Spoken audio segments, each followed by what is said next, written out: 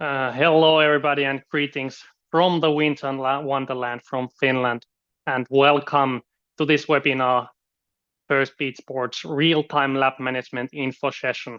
I am happy to see so many of you here, and this topic has certainly got your interest. My name is Wenning, and I work as a Customer Success Manager here at Firstbeat to ensure with my team that you as a customer get the value from the data that you need. For the housekeeping, the event will last approximately 30 minutes and it will be recorded, and you will all receive the recording to your email after this meeting. Questions can be asked by typing them to the QA box, and you can ask questions anonymously if you want, and I will answer those questions then at the end of the webinar or then later privately. What's on today's agenda? Firstly, why create labs? Then why use real-time lab management? How to use real-time lab management and where to find it? How to upgrade to this module? And then lastly, question and answers. Let's begin why create labs, and let's start by defining what is lab to make sure that everybody understands what is meant by with a lab. So here you can nicely see 3 labs. So first period, second period, and third period. And here in the orange bars, you can see those labs created from those periods. And all the data that is defined into a lab will get automatically analyzed. By creating labs, you can do the following. So first, compare drill intensity to game intensity. Here, as an example, the game is divided into 3 periods, and as a measure of intensity, as measure of external intensity is movement intensity, and as a measure of internal intensity is trim per minute. And if you want to replicate train as you use the mantra train as you play, you want to be able to match the game intensity in the drills. And for example, in this case, we have 1 versus 1 transition, 4 against 4, and 5 against 5 small-sided games. And when looking at the movement intensity and trim per minute and comparing these to the game values, you can say that the game intensity wasn't met in these drills, and these drills may not be able to replicate the game intensity with this team. Of course, these are valuable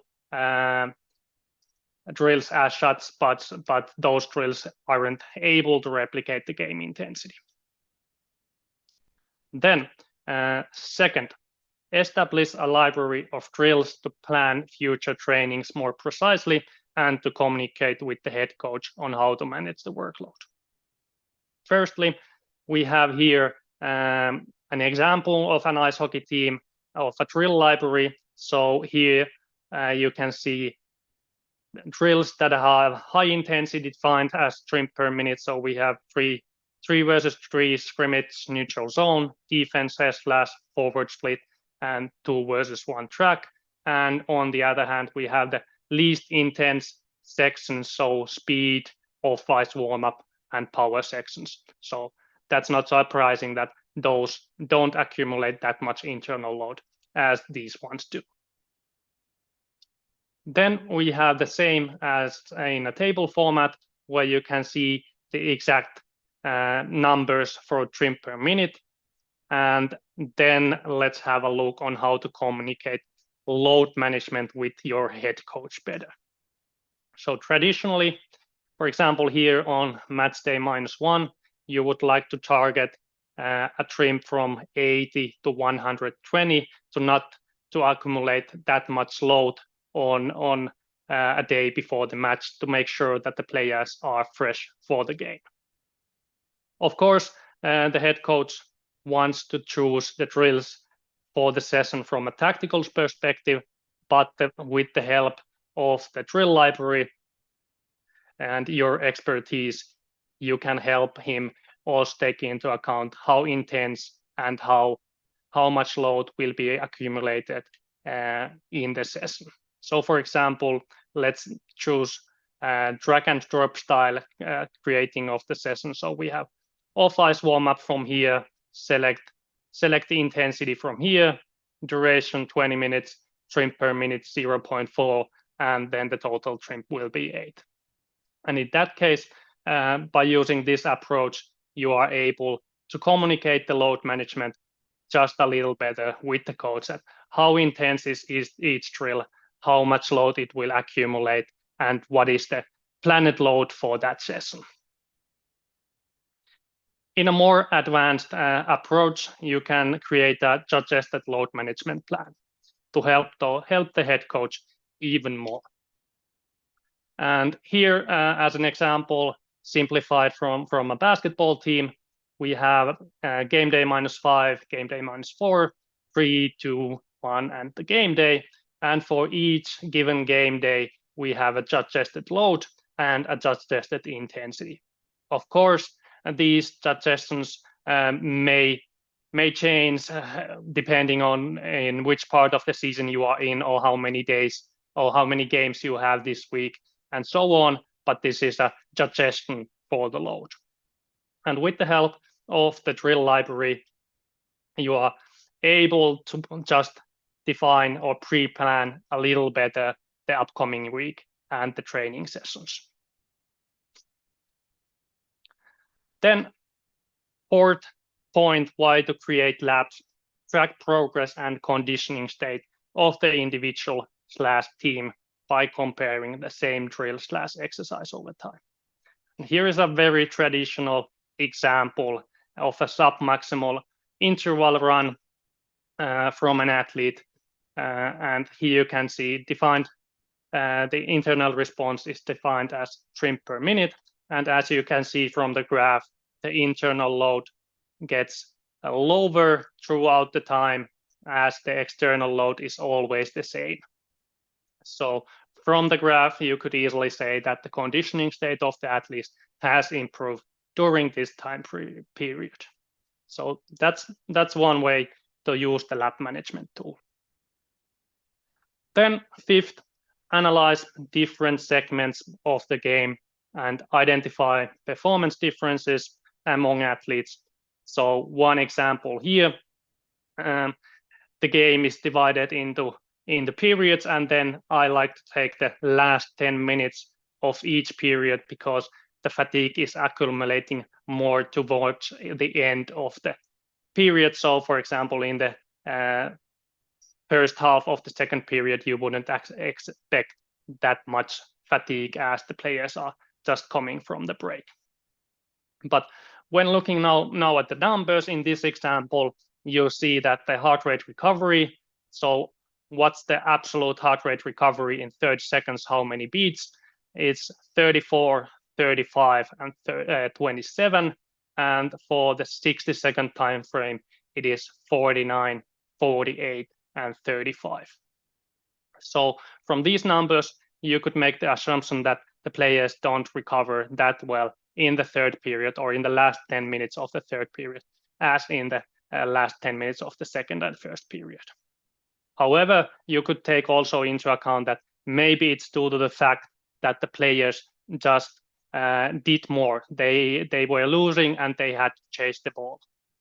But when looking at the movement intensity, we can see that that's not the case. So the players actually moved more in the last 10 minutes of the first period than in the second or third period. So the fatigue is not in that case justified.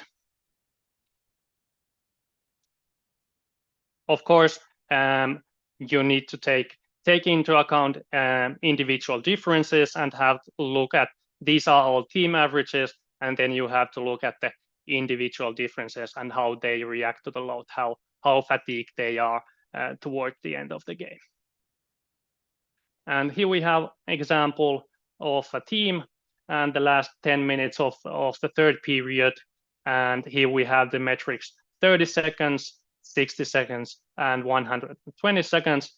And here you can nicely see that the heart rate recovery is quite nicely correlating with each other with each time period. And also you can see huge differences between athletes, and I can say that these differences in heart rate recovery also correlate quite nicely with the conditioning state of each athlete. That was the 5th point, why to use lap management tool. Then the last point, 6th point, is return to play safely.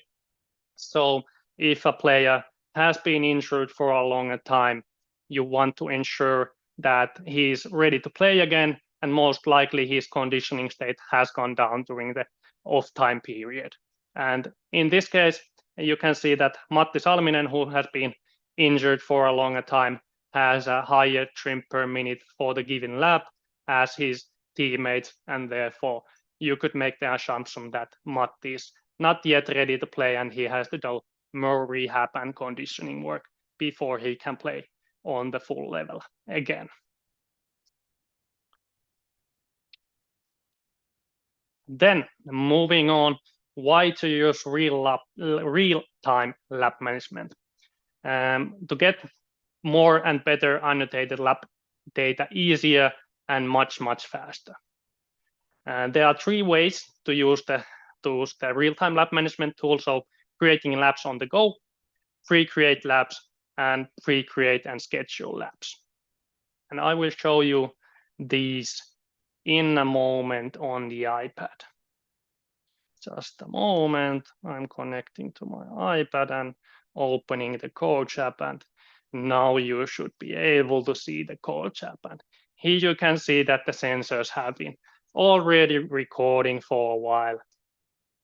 And then you go to the live view. So there you can find the real-time lap management tool by clicking on the stopwatch icon on the left bottom corner. Firstly, we start the team training session, and there we go. We have opened the real-time lap management tool. Here you can see some general information about the team session. So start time, then duration of the session, and how many athletes are participating in that session. All athletes that are in range are listed here. Let's have a look on the first option on how to create laps. So that would be to create laps on the go. So you just click on start new lap and it will automatically generate a lap. You can give the lap a name. So let's say that is 1 versus 1 transition, and then you have the start time, end time is not known yet, the duration, and the athletes that are participating in that lap. And when you are done with the lap, you just can click on end and it will finish the lap, and then you can start a new lap and name it. So this can be used when you don't know what the head coach will do, which kind of drills he wants to do, and then you can modify those laps on the go. When you want to discard laps, you can just click on the trash bin icon and those will be deleted. The next option on how to use real-time lap management tool would be to pre-create laps. So you click here on schedule new lap.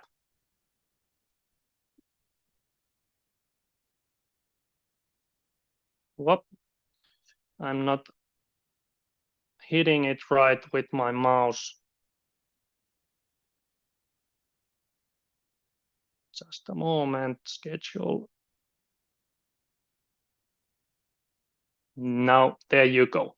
And then you can preset the lap. So for example, this could be used in a game setting where you have auto warm-up, for example, then you have field warm-up, then first period last 10 minutes, and then second period last 10 minutes, and third period. And there you go.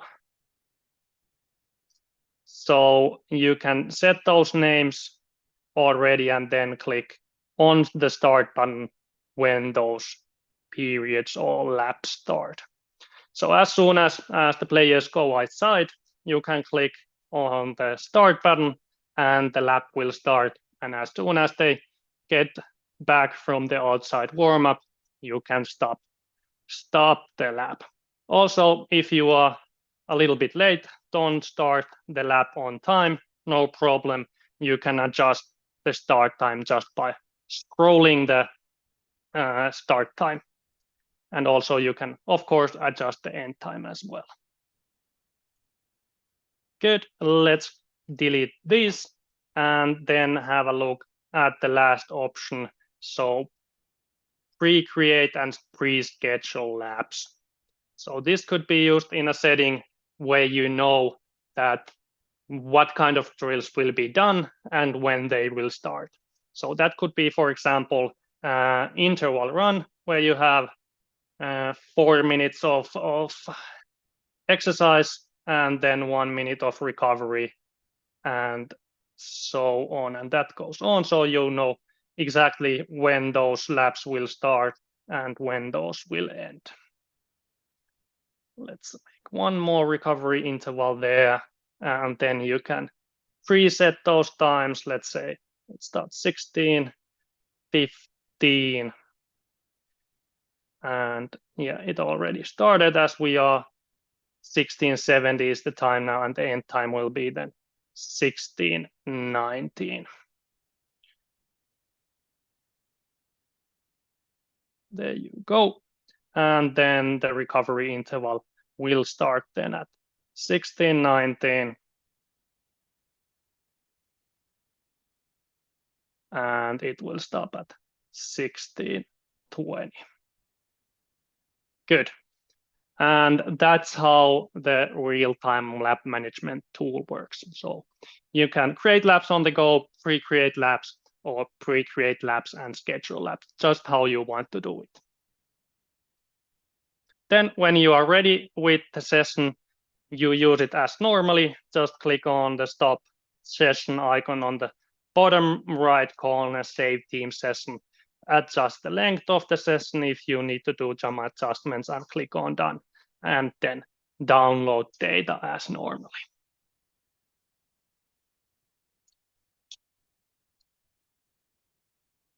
Good. We will move back to the slideshow on the PC. Just a moment, I will connect myself and my mouse back to the PC. And there you go. Now you should be able to see my screen again. What real-time lap management is a Premium Plus feature. And as you are here, I would like to make sure that you are aware of all our other Premium Plus features. One of them is heart rate recovery, which we launched in this summer, and heart rate recovery automatically calculates the maximum heart rate recovery for each given time period. It may be a session or a lap or a measurement.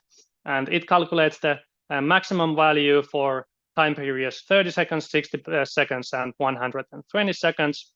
And it can give you an absolute value as beat per minute or a relative value to the maximum heart rate of the athlete. So it makes more sense to compare these values between athletes, as athletes have different maximum heart rates. The next feature is weekly reporting, and that's my personal favorite. So it gives you on a very quick look, a lot of important information, speed ups your workflow.